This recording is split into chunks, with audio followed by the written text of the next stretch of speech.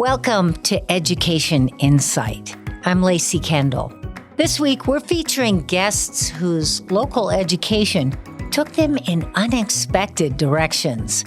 Anthony Donatelli hoped his bachelor's degree might point him in the direction of sports reporting. It did not. But his very first job is the kind many people would hope to end up in: interviewing, introducing, and playing the music of the world's biggest country music artists.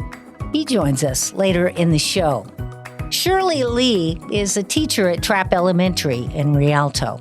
She encourages her students to be creative, artistic, and to think big. It's that kind of thinking that took two of her students to the finals in a national contest to design the label for a hand sanitizer. We meet one of those boys later as well. But first, we introduce you to Ron Esparza. A few years ago, he was moving desks and making repairs as a maintenance man at Palm Elementary in San Bernardino. If you're thinking that job might have been less than enjoyable, you're wrong. Ron enjoyed working with kids and teachers and all the fun that an elementary school comes with. So much that he went back to college to bump his career out of maintenance and into education. Ron, thanks for joining us today. Awesome. Thank you for inviting me. Could you tell us a little bit about your work at Pacuma School? Absolutely. I've had the pleasure of teaching grades 2, 3, and 4 at Pacuma Elementary. I've also helped facilitate in running the Culture and Climate club and organization. Some of the duties there are, to improve student attendance and just all around behavioral increases throughout campus. How long have you been there? I'll be starting my 7th year there. Okay. So what kind of things are your fourth graders learning about this year? Oh man, 4th grade, we're learning so much. It's such a great time for, in ALA, we're learning to dive deeper into text. We're learning the author's purpose, the hidden messages of point of views, the abstract meanings of different texts, and what do they really mean? We're diving deeper than just the front. We're finding similarities, differences, making all these connections to real life situations. So math, we're learning fractions of the lovable fractions, place values. We're continuing with multi-digit division and multiplication. And of course, the ever-dreaded fractions. Ooh, the F word, the other F word, yes. Fractions. Ew. Multiples representing data, the geometry and measurement, and just we're continuing to build on those foundational skills. Yeah. Science, we have erosion and weakening of our Earth, and we're really having a good time just learning all the different formations, and of course of California, all the little barriers, the ocean, and the desert, and all the different areas, and of course the Earth systems and energy and motion was a personal favorite of mine, and of course the Earth's features. Of course, in 4th grade is really big in California history. We have, of course, the missions. That's always a great subject. How the emissions impacted California. We have the Mexican rule. Of course, another big heavy topic is the gold rush. That's a fun one people love, and students love to get their hands dirty looking for gold. And then we have our statehood, our expansion, and of course, pre-war, post-war, the effects of the Industrial Revolution in California, and just the aviation that we've contributed. There's a lot going on in 4th grade. It's really cool. You're building some pretty brilliant fourth graders, it sounds like. Yeah. Oh, yes, absolutely. Ron, I gotta tell you, the people that I spoke with during the prior week at Pacuma K through 8 school in San Bernardino, they all agreed that the work that you do there with students is, even amongst teacher standards, pretty impressive. But the reason but the reason that we brought you on this show today is because there's a twist in your story. You haven't always been an instructor, have you? I mean, what line of work were you in before teaching? No, absolutely. I've always been with the district, and prior to teaching, I spent a lot of my time in custodial. I spent a good portion of my career as a district in custodial field, and I had a great time in custodial, and it served its purpose. It met my needs, and it's just it's a good entry into our district. It's a good job to have. If you just joined us, you're listening to Education Insight. Ron, what was that work like? It sounds like you enjoyed it. Oh, absolutely. I still reminisce about good times we've had. I just love the school environment. I don't know if that makes sense. I just love everything from the crossing guard all the way to admin and everything in between. There's just so much happening. And then being in, servicing in custodial field, there's just so much you get to be a part of, setup, classroom, tear down, insides, exterior, safety.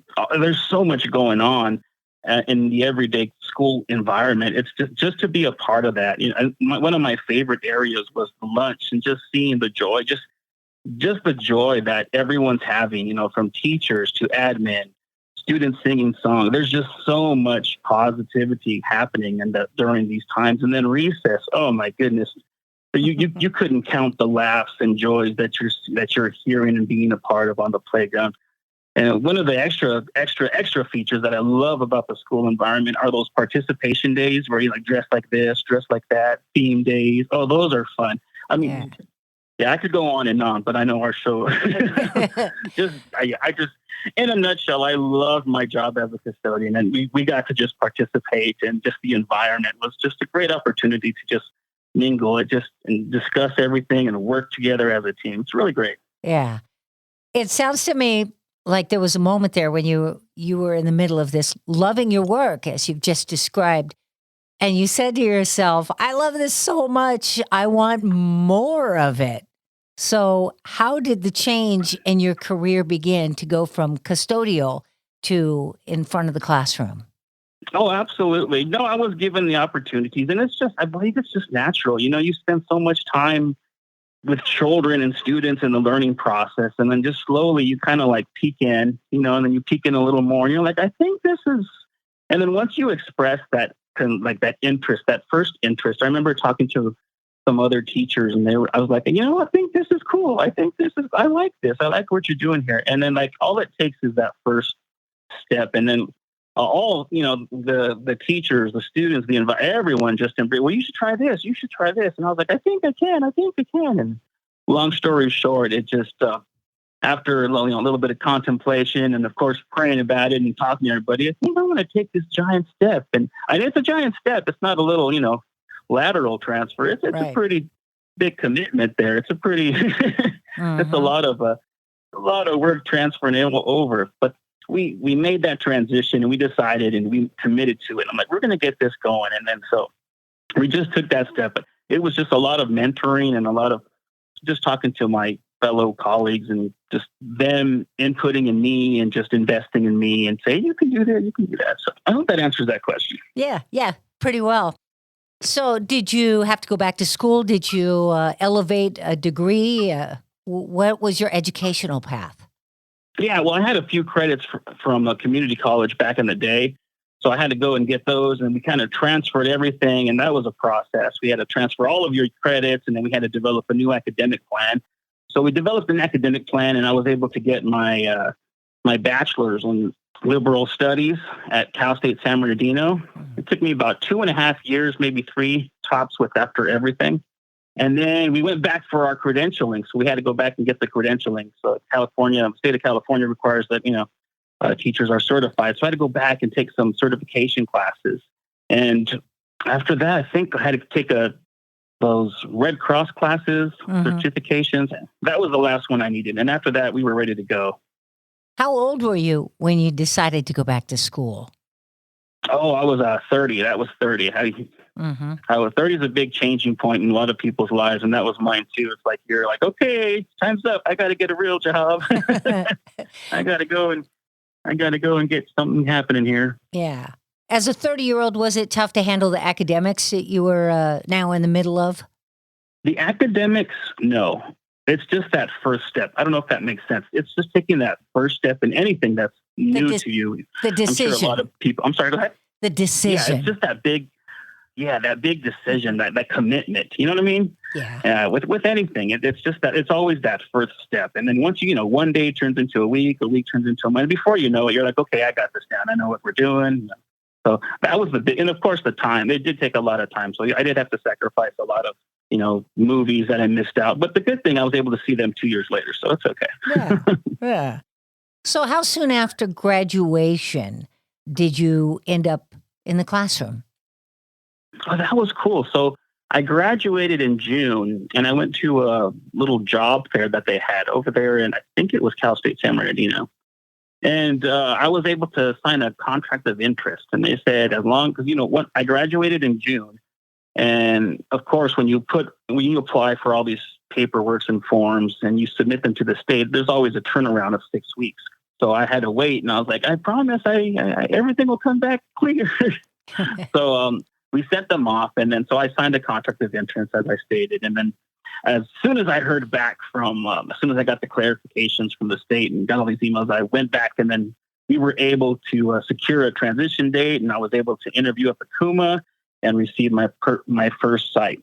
It was really cool. One of the great experiences I loved about our district was I was worried about the time. Like, I need a paycheck between each one. I don't want to quit one and drop the other. So we were able to secure my last day as custodial.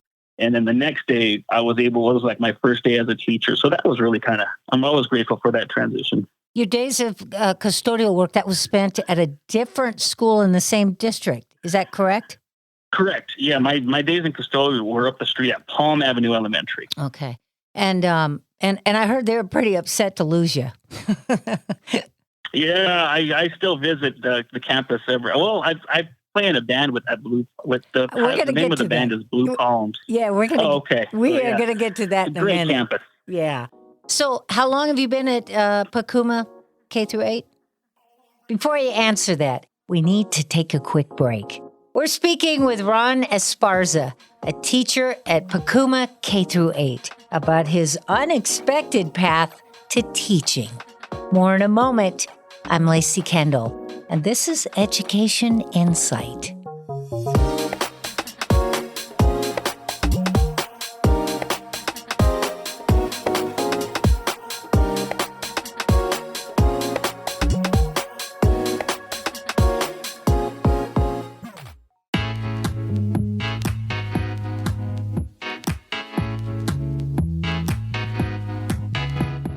Welcome back to Education Insight. Before the break, we met Ron Esparza, who found so much joy as a maintenance worker at Palm Elementary in San Bernardino. He went back to college to become an educator. Ron, before the break, I asked how long you'd been teaching at your new school, Pacuma K through 8. Oh, Pacuma, I've been there about 6.5 years now. And what has been the best part of that journey for you? The best part of this journey is just, as I mentioned, as I stated earlier, a lot of people, I was really grateful for everyone who just invested in me and mentored me throughout this. So the best part of this journey is mentoring other people. I'm able to mentor just other people who are just starting.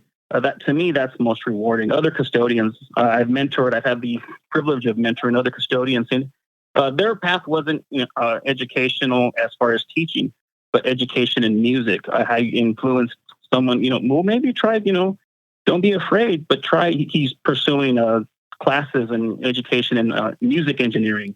And so and then of course, the other side of the coin is, some guys are like, I'm happy doing this. I'm happy doing this. So, I mean, just mentoring other people in general. To me, that's the most rewarding part. Yeah. So, okay, let's U-turn here and go back to this music thing.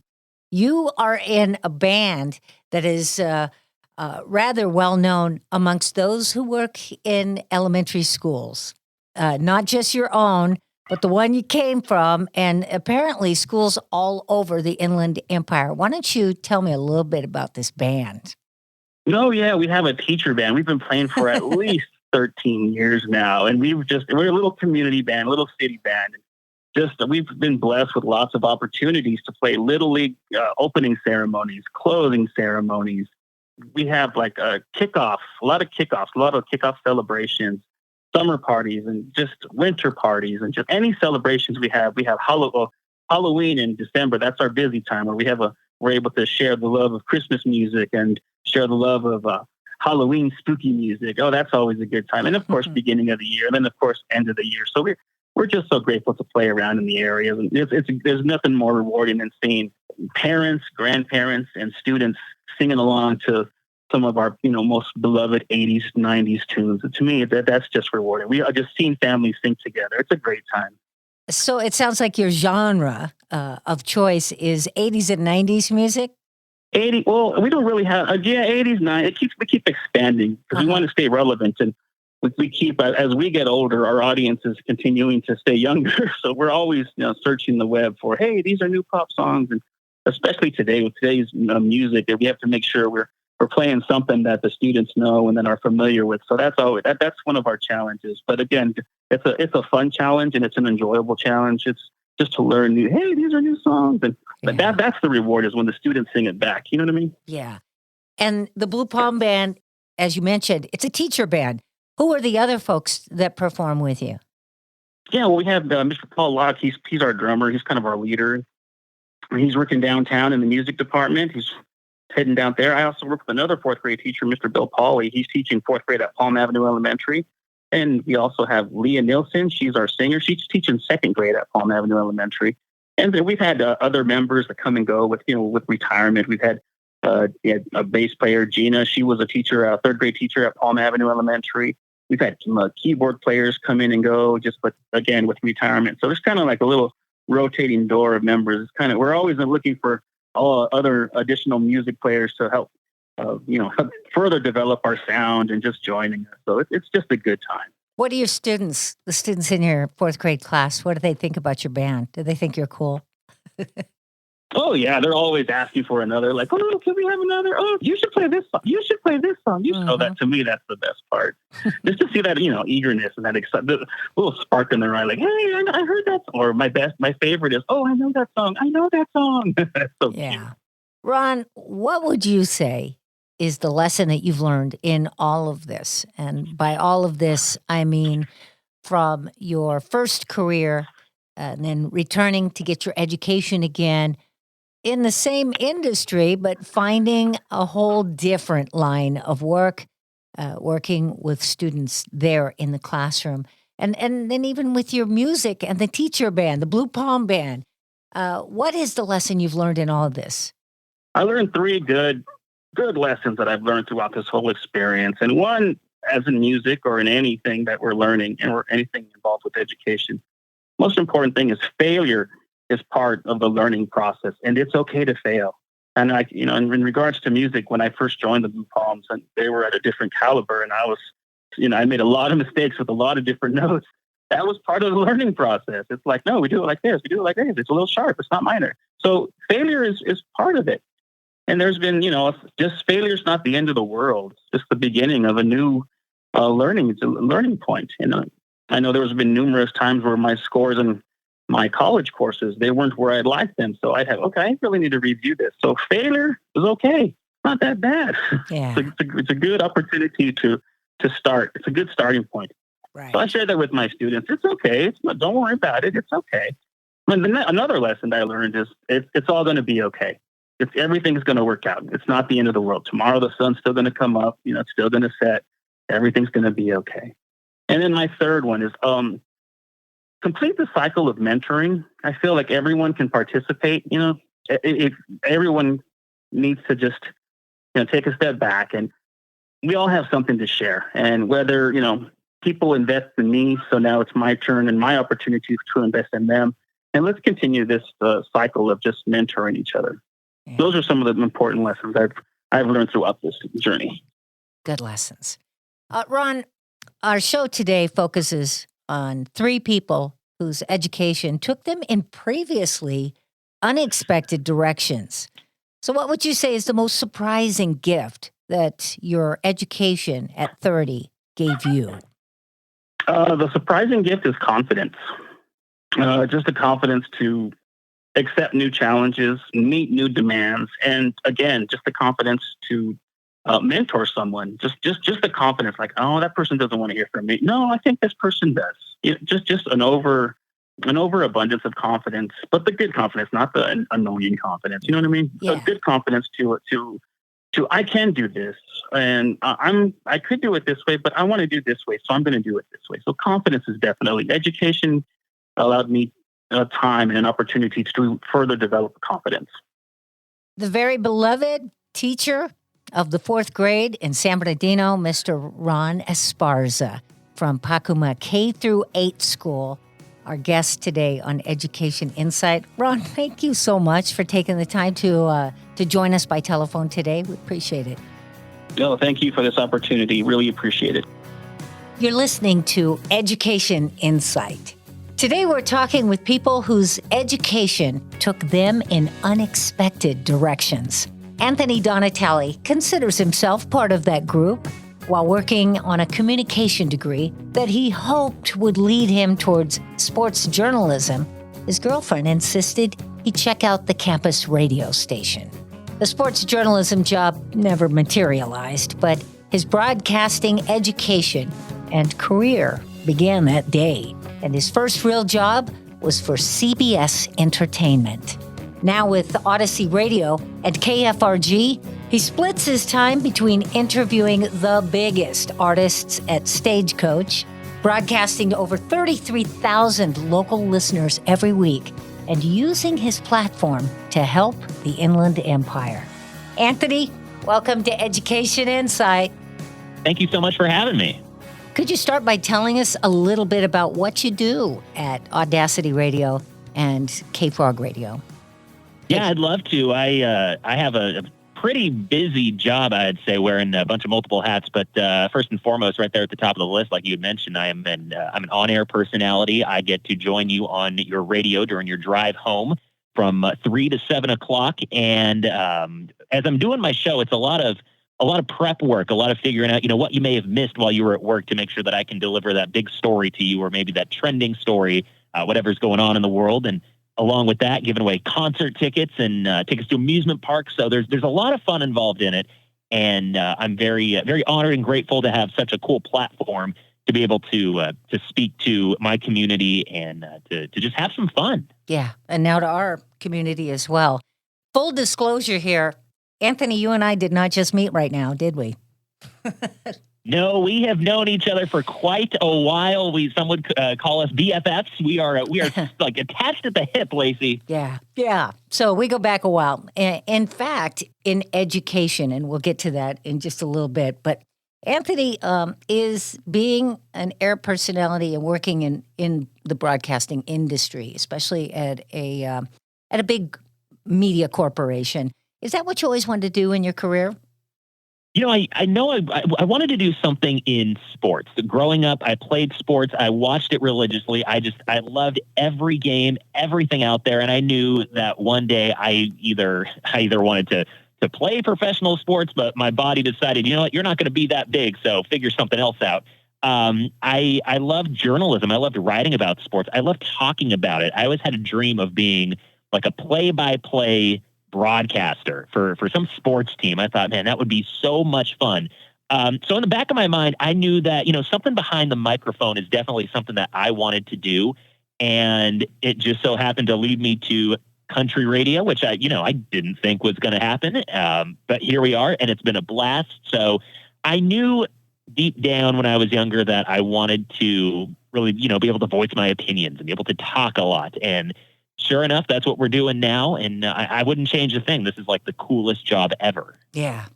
So what happened that made you change your direction and head off towards broadcasting? So when I was in high school, I started writing for the school newspaper, and I enjoyed doing that, and that transferred into my days at my community college, where I became the editor-in-chief, and I loved writing, and, it was so much fun going to talk to people and do interviews and this and that. But I started to realize as time went on, the newspaper business wasn't as glamorous. It wasn't flourishing as well as it was doing, in years past. And I thought, I don't want to be stuck in a career where, maybe I get a job and then very quickly I'm now looking for another job. I don't want to, just have this disappear. So I thought, okay, how can I take my talents that I've learned in writing and in journalism and adapt it to something else? And I thought, well, you know what? Radio broadcasting might be a good idea. So my first day at Cal State San Bernardino, I had to go down. This is my favorite story to tell, by the way. I had to go down to the library to get my ID card. Mm-hmm. And my girlfriend at the time, who's now my wife, she looks down the hall and she says, "Look at that. They have a radio station here." I thought, "Oh, that's pretty cool." she goes, go in there. I'm not going to just go in there. It's a classroom. I can't just disrupt the class. She says, no, go in there. You need to do that. So she physically pushed me in a room that I've never been in with people just sitting in there. And I just awkwardly, thankfully it wasn't a full room. And I said, hello, my name's Anthony. I'm new here and I'd love to be interested and, get involved with the radio station. They said, oh yeah, sure. Come on by tomorrow and we'll have a talk. We'll see where we can fit you in. And sure enough, I came back and that's where I met Lacey Kendall. Oh, and she told me, she said, yeah, we can squeeze you in. I'll let you read a little sports report or weather report on another DJ show, kind of get you started, get your feet wet. Okay, great. So I spent all night making sure my little reports were perfect. And I came in the next day and I read them. And Lacey heard me do it a couple times. And she said, dude, you're really good at this. How would you like to have your own show? And I thought, oh my gosh, I'm not even enrolled in the class. And you're asking me if I want to come and take part in this. And I was so grateful for the opportunity. And, I did the show and I eventually enrolled in the class and just, I learned everything that I could while I was in that class. It was right place, right time, meeting the right person at the right time. Everything just fell into place for me to end up in broadcasting. So what kind of offerings did you find at Cal State beyond that maybe offered some kind of support to this new dream or goal that you had of going in the direction of broadcasting communications? Think about that for a minute as we take a quick break. Our guest is Anthony Donatelli, an air personality with Odyssey Radio that you've likely heard on local station KFRG. More with Anthony in just a moment. This is Education Insight.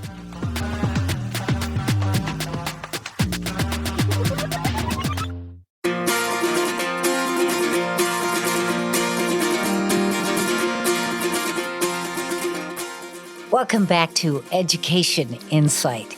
Our guest is Anthony Donatelli, whose afternoon radio program is heard by over 33,000 listeners each week. He attributes his career to his Inland Empire education. Anthony, before the break, I asked you to describe your college media education at CSUSB. And again, to be transparent, I was there. But if you wouldn't mind, tell us about it anyway. So I majored in mass communications.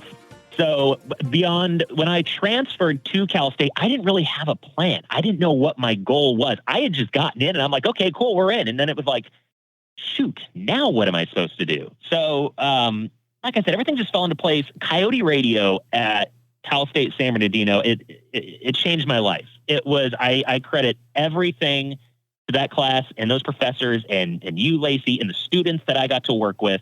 And they were all so knowledgeable.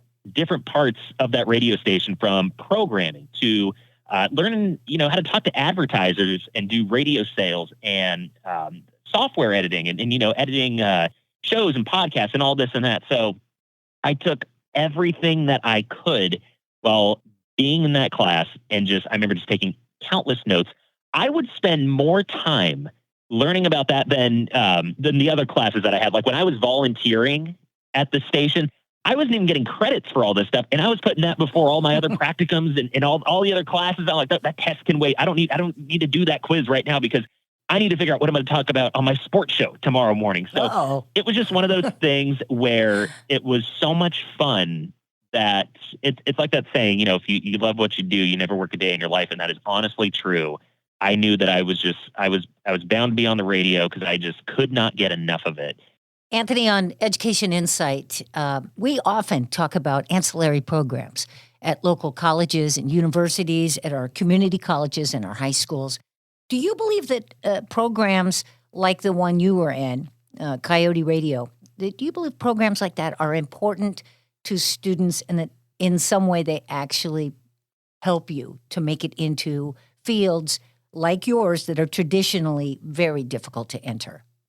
Oh, I do, without a doubt, because without that experience, it's sad, but nobody's really going to give you the time of day. It's hard. It's tough as a college student coming out trying to find a job in the real world, and everybody wants experience. They want to see, what have you done, this and that. And a lot of us don't really have too much because we've been spending so much time in the classroom and studying that there's really not a lot on your resume at that time. But Coyote Radio was essentially like a little mini job that would prepare you for the big job. I mean, I was able to pull air checks, which are basically when you're in radio, instead of sending somebody a resume, you would send them these air checks. So that way the program director can hear what you sound like. Yeah. And so they can figure out if they want you on their station.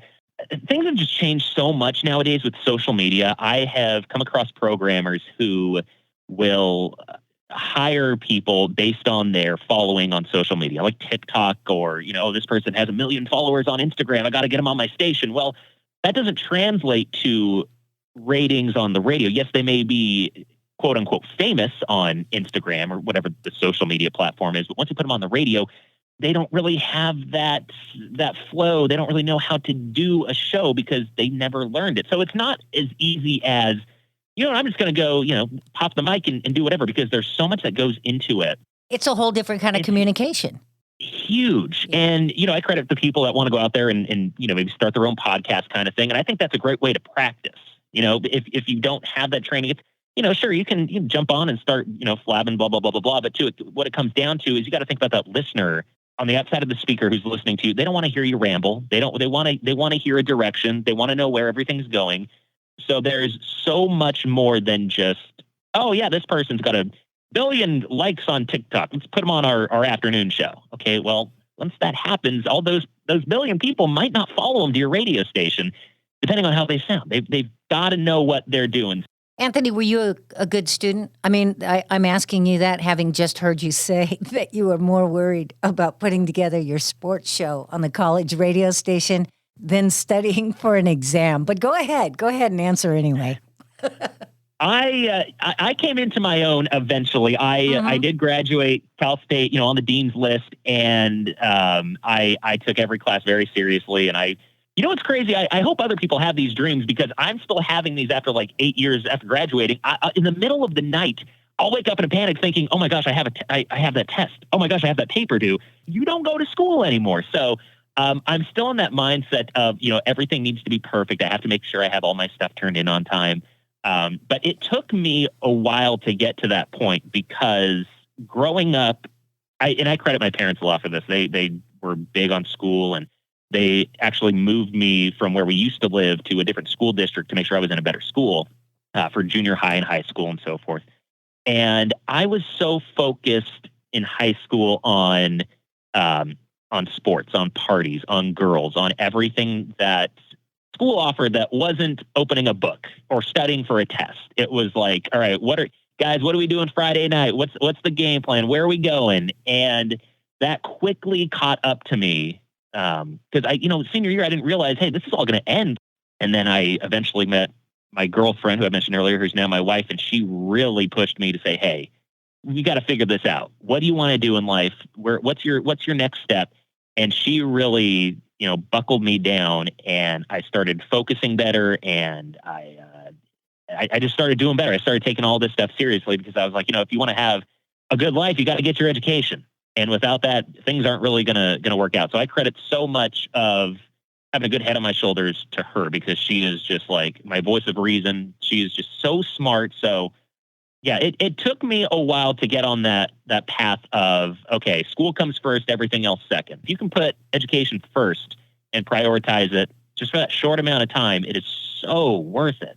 So, Anthony, at Odyssey, the outlet you work at, I happen to know there's a great number of people there that have been involved in broadcasting for Odyssey. And then before that, it was a CBS entertainment outlet. And many of them have been in this industry for 30 plus years. So in your experiences, chit-chatting with the coworkers around you, have you found that that they seem to have come from the same educational path? Did they get into broadcasting with or without a post-secondary degree? What is the path of those around you? So when I first came into K-Frog, I got to meet everybody and learn a little bit about their backgrounds. And I wouldn't say stunned, but I was like so interested to find out that everybody who worked at K-Frog had a college degree. Mm-hmm. And it was like, I don't know if this is like, if we're supposed to, if it just happened that way, but I think that having that degree definitely helps you shine a little bit more. So when they're looking for people to hire and you have that training, it's like, okay, we can trust and depend on this person. We have somebody who also went to Cal State San Bernardino. We had somebody from Texas Tech. We have somebody from UNLV, somebody from Florida University. So from all around, but I mean, the bottom line is that college degree, it really, really makes a difference, especially at a big corporation. Like you said, we were originally owned by CBS, and now we've been bought by Odyssey, who's another very big company. Don't necessarily want to bring somebody in and train them on how to do broadcasting or radio or the very easy things. You should already know how to do those before you're brought in here. And that's what everybody knows. Everybody knows the ins and outs, and they're very smart and very nice. And what's great is, I mean, we all help each other. Everybody knows so much, and it's so great to get insight from people that you work with who can maybe tell you something that you don't know. And that happened to me. Like you said, we've had people there that have worked at K-Frog for 30 plus years. And not only did I come into that building with the education that I got from Cal State San Bernardino, but too, all the knowledge that my coworkers have been able to give me. It's like it's like a whole nother class that I'm taking. Mm-hmm. It's like that next step up. It is very nice to have coworkers who have that same education and know the importance of getting an education as well. Yeah. So for the sake of being repetitious, because you kind of touched on this a little bit earlier, I want to know, how does a guy who is a Dean's List student, that's great, who's putting his extra time into doing a number of different duties at a campus broadcast and media learning lab, how do you walk out of college in your black cap and gown and walk right into CBS? Because that's what you did. How does something like that happen? So I'll fill you in here, because you are such a huge part in making this happen. I picture this like it was yesterday, Lacey. You had pulled me into your office one day. You got to start applying to jobs. You got to get a resume going. Well, let's make some cover letters. And you were just like, this station would be good. That station would be good. And I said, Lacey, these are great. With all due respect, though, I'm very interested in K-Frog. I like country music. I like the way that the format is run. I like the people there. And you had told me, you're like, oh, every student that I've sent there, they kind of get turned away. They don't do internships. It's going to be really hard. And I said, I at least want to take a chance. I don't want to have to just go off the story of other students. I was like, let's just see if I can make this push. So you helped me write a cover letter. You helped me do my resume and all this and that. And you politely kicked me out the door and said, go ahead, go on, go do your thing. And from there, I had reached out to Scott Ward, who was the morning show host at the time. Very unprofessional way, too. I messaged him on Twitter, which I cannot believe he actually responded, but he did. And he said, hey, man, would love to have you in for a little walkthrough and have you check out the station. And I said, great, wonderful. I dressed up to the nines. I looked so nice, almost like I did on my wedding day. I was like picture perfect. I mean, clean shaven. I wanted to make the best impression. And I walk in there and he gives me a little tour and everything. And I get to meet the air staff and we kind of just sit down and I tell them a little bit about myself and how involved I've been in radio. And as we wrap up our conversation, Scott's walking me out the door and he said, I'm going to send you an email a little bit later tonight. I said, okay, great. And it was basically a job offer saying, hey, we love you. You're exactly what we're looking for. You're a younger voice that we've been missing. And we would love to bring you in to do the overnight shift, which was midnight to 5, kind of get your feet wet, learn how we do things. Training ground. Exactly. Yeah. So I was like, oh my gosh, like I was not expecting that.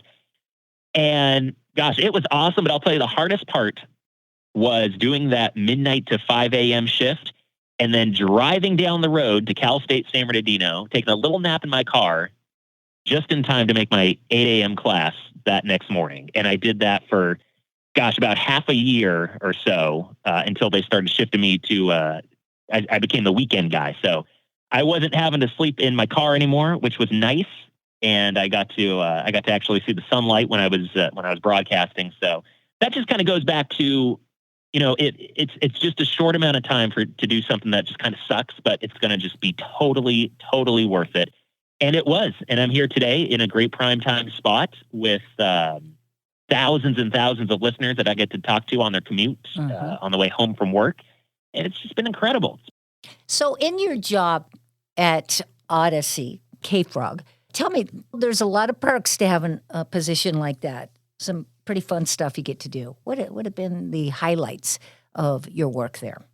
Gosh, the perks are unreal. And you want to talk about the job itself is fun, but once the perks kick in, it's incredible. I mean, I haven't paid for a concert in 8 years.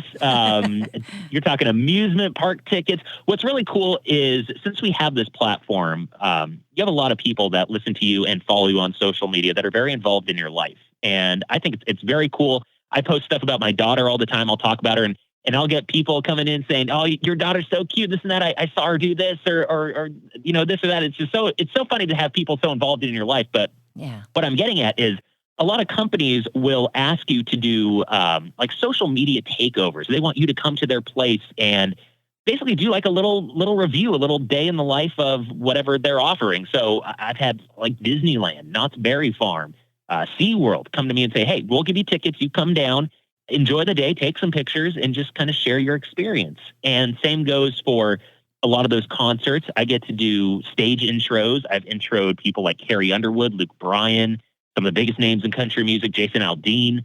And then along with that, it's so crazy that we get to spend so much time with these artists that you begin to realize, hey, you're just a normal person like myself. I've had what do we get to do? I got to fly out to New York City to do a album release party with Florida Georgia Line. And they put us up in a hotel and everything. And the night we flew in, I went down to the bar and the guys were just sitting there having a drink with their wives. And me and a couple of my coworkers, we just go sit with them. We had dinner like it was nothing.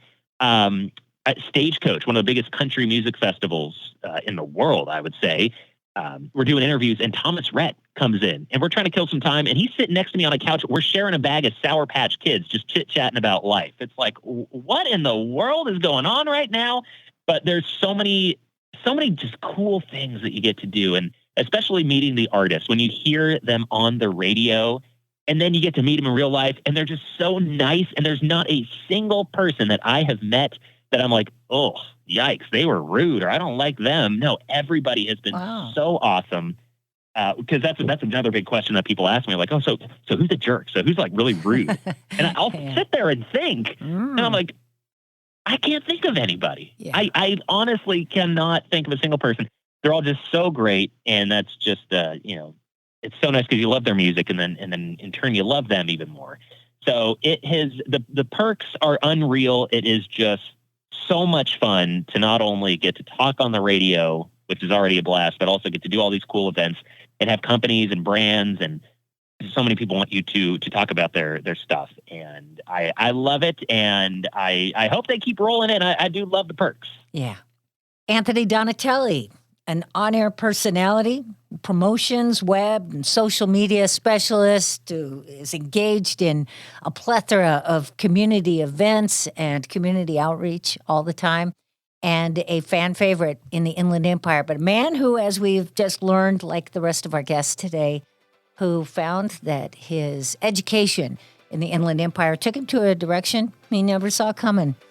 Anthony, it's been such a pleasure to have this very fun conversation with you, my friend.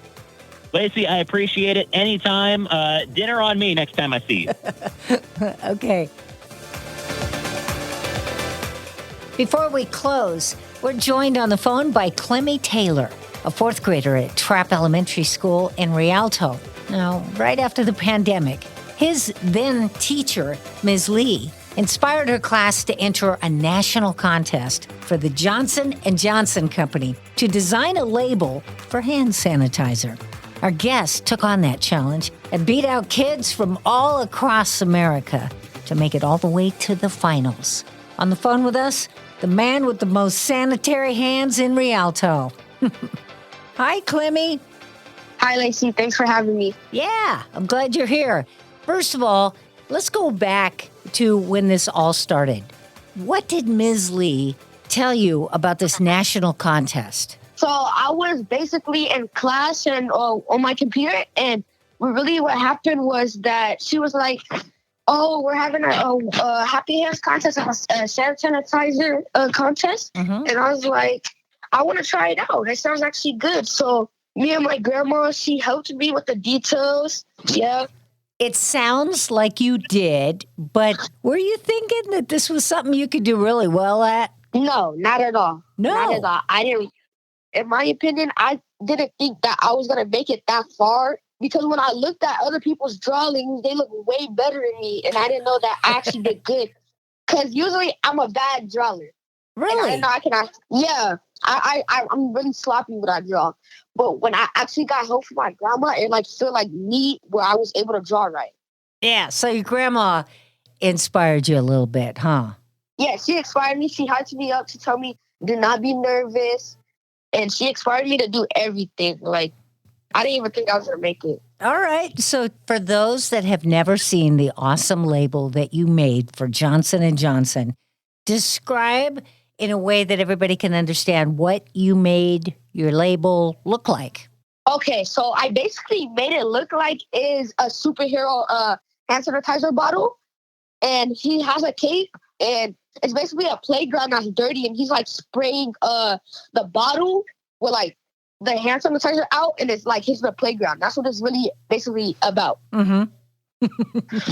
All right. So now, considering how this all played out, do you consider yourself pretty artistic? Artistic? I don't know. Okay. So, Clemmy, how did you find out when that big moment happened that you made it all the way to the finals in a national contest with tens of thousands of kids competing? How'd you find out? Tell me what that day was like. So I was with my grandma. We were watching TV, and my teacher called my grandma and told her that I'm in the top 3 of the finals. And I actually got excited, and I was like, had so much joy and happy, and I didn't know what was going on. I was just so excited. I was happy that people was like blowing me up. Then I went on newspaper. Then I didn't know what's going on. So I just got so excited that I'm actually getting somewhere in life. Yeah. So it made you feel like a big shot, which it should have. Talk to me now. This happened to you. You admitted to me that you're not really an artistic guy, but you went all the way to the finals. Has this inspired you to maybe think that you can do some pretty amazing things when you grow up? What has it made you think about the future? Of course. When I made it that far, it inspired me to go at least become an engineer. Because when I was with my life, I really didn't think I can success in anything. When I made it that far, I was just shocked, and it inspired me to become an engineer if I'm good at designing things. So how come you were interested in being an engineer? What about that gets you excited? Because I'm like, people likes my thing that I did, my happy hands. Mm-hmm. People like that how I drew it and how I did it. So I was like, maybe if I get older, I can go to college, learn how to become an engineer. So then after that, I can explode in the world, and people like my designing. I can actually do something. That's how it really got me so excited to actually become an engineer. Yeah. I like what you're saying. You're about ready to explode in the world. People inspired me to actually get somewhere. Clemmy, all this happened at Trapp Elementary School, didn't it? Yes. How old are you right now? I am 9 years old, and I'm finna turn 10 in like a month. Hey, I want to tell you a secret. Okay. This is just a coincidence, but I went to Trapp Elementary School also. I think that Trapp kids are pretty awesome. They turn out pretty awesome, don't they? Yeah. Everybody like there, it's like chill and cool and like good. Like, I was thinking the same thing. Mr. Clemmy Taylor, hey, congratulations on your success. Best of luck in the future. Keep getting good grades, and thank you for joining us on our program. Thank you, Miss Lacey. And that wraps up another edition of Education Insight. Do you have a topic we should be covering on our program? Write to us, giatogether.org. We'd love to hear from you. I'm Lacey Kendall, and this is Education Insight. Thanks for joining us. Education Insight is produced in partnership with KVCR San Bernardino Our executive producer is Jacob Poor, and our production engineer is Tyler Veazey. Alyssa Silva is our production assistant, and Lacey Kendall is your host. Support is provided by Growing Inland Achievement, working together for inland education and economic success. And by College Futures Foundation. Do you have questions or suggestions for the future topics we should be covering? Write to us at educationinsight.org. Join us again next time for Education Insight.